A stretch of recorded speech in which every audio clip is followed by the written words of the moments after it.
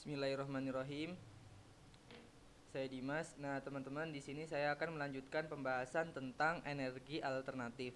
Nah, di sini kita akan membahas satu persatu apa itu energi matahari, energi angin, energi air, energi panas bumi. Nah, kita mulai dari energi matahari terlebih dahulu. Nah, panas matahari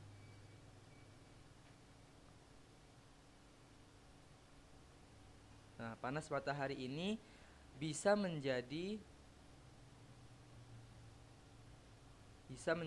sumber listrik.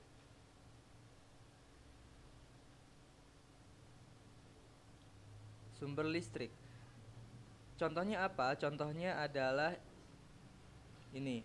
Ini adalah mobil bertenaga surya, di mana panas matahari itu akan dirubah menjadi sumber listrik dengan yang namanya sel surya. Nah, ini adalah sel suryanya. Sehingga panas matahari tadi itu diubah menjadi listrik oleh sel surya sehingga bisa menggerakkan mobil. Nah, ini adalah contoh penggunaan energi matahari pada mobil bertenaga surya atau bertenaga panas matahari. Nah, contoh yang lain yang menggunakan energi matahari itu pada alat pemanas air.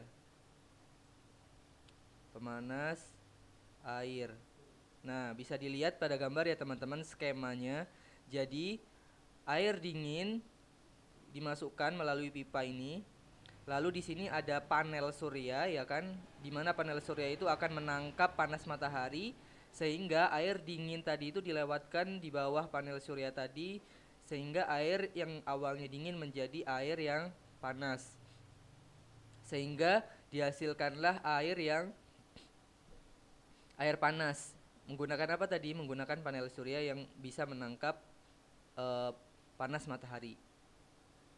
Nah, selanjutnya adalah energi angin. Nah, energi angin ini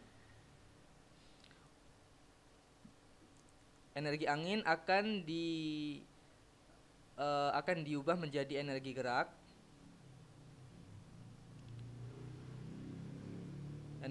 Lalu bisa menjadi energi listrik.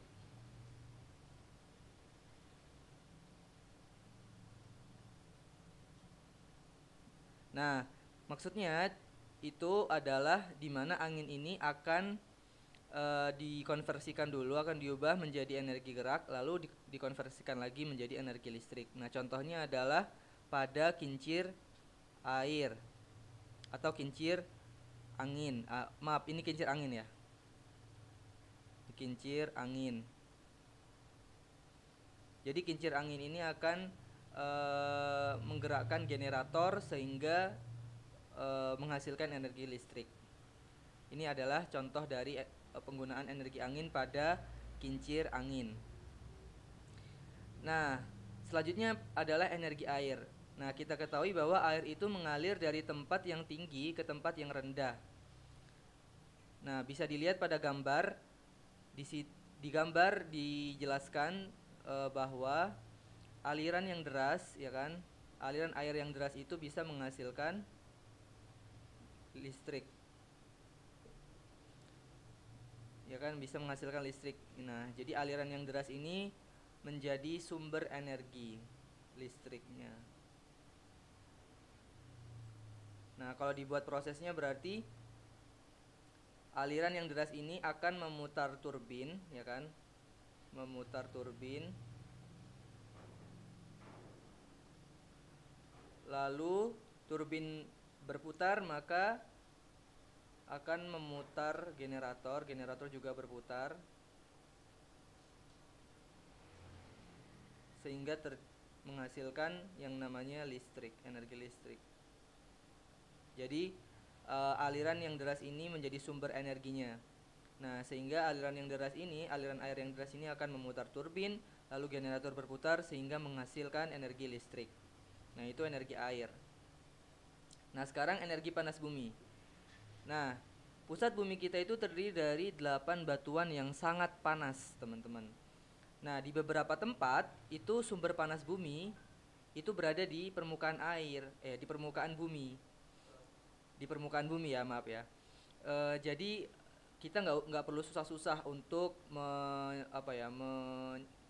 menggali gitu kan sampai pusat bumi untuk mendapatkan panas bumi. Karena di beberapa tempat panas bumi itu berdekatan dengan permukaan bumi. Nah, skemanya jadi air dingin itu akan dimasukkan ke sini. Lalu air dingin itu akan dilewatkan pada hot region ini. Jadi hot region ini adalah panas buminya, ya kan.